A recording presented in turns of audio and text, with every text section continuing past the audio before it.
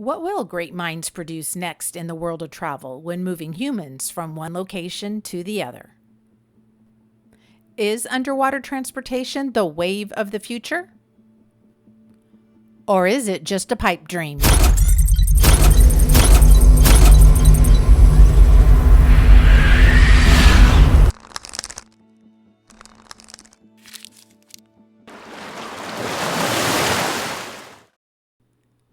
Before we dive into underwater transportation, let's take a look into the railway system on a global level. China's bullet train moves over 2.6 billion people a year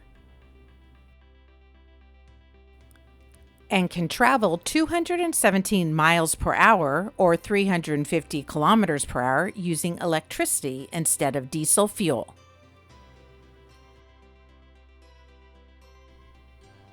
The rest of the world, like Japan, Spain, Russia, Saudi Arabia, and Germany has also constructed a high-speed railway system for travelers. Singapore is ranked number 1 for mass rapid transit and customer satisfaction, and have the MRT lines, which are driverless and fully automated. Then there's the United States, lagging behind. All aboard! Okay, the US has made some progress, but not like other parts of the world.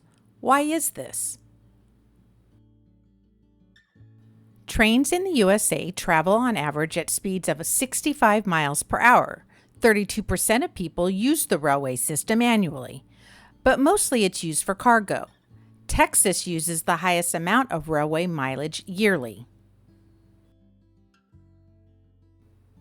One issue is in California and the lay of the land. The mountains and valleys of the vast countryside were not designed for high-speed trains.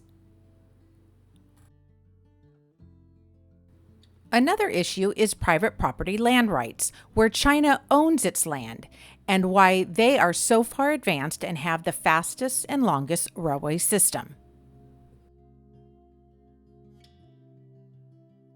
Bottom line, the USA doesn't have a good track record at building transportation projects cheap and quick. Iceland has no public railway transportation system, primarily due to the small population, automobile traffic, and harsh weather conditions. A privately funded bullet train project is in negotiations in Central Texas, from Dallas to Houston, without using taxpayer money. Completion date to be determined. Some say by 2025. This could turn a 4-hour drive into a more safe and reliable 90-minute commute. Microsoft has donated funds for the research of high-speed trains in California, where the housing market is expensive, to assist commuters and expand employment opportunities. Then there is Tesla's Hyperloop, and Elon Musk believes this system will travel over 700 miles per hour and 1,100 kilometers per hour, making it the fastest way to travel with distances under 2,000 miles or 3,200 kilometers. The Hyperloop will be designed inside a giant tube with a massive vacuum chamber. Initially, Musk's concept was to move people between San Francisco and downtown Los Angeles, 380 miles or 610 kilometers in 30 minutes. In the 80s, an advanced technological underwater tunnel project began connecting England and France.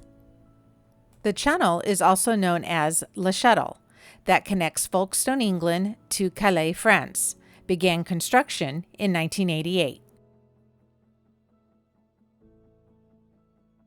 The underwater project is 250 feet or 75 meters at the deepest point and 23.5 miles long.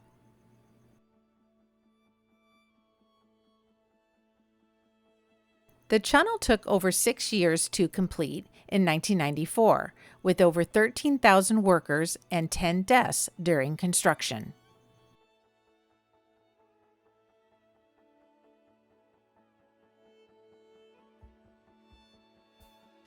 This project cost an equivalent of $21 billion and was privately funded.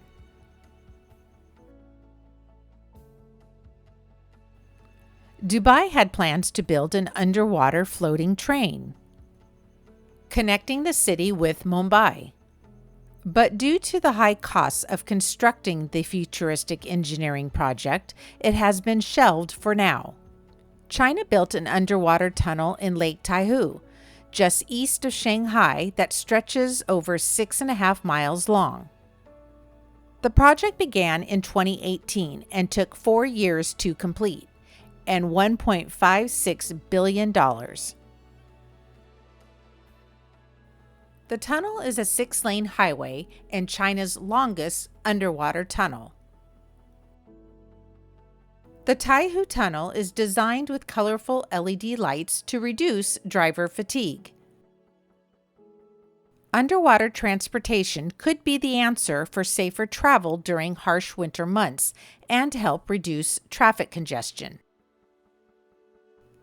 But does the expensive price tag outweigh the benefits?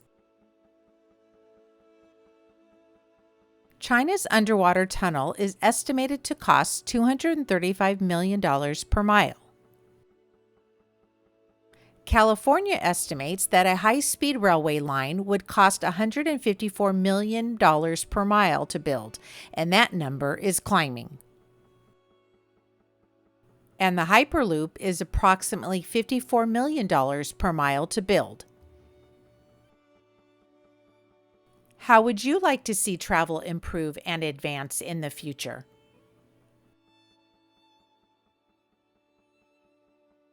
Is underwater travel where we are headed? Thanks for watching and stay safe and well.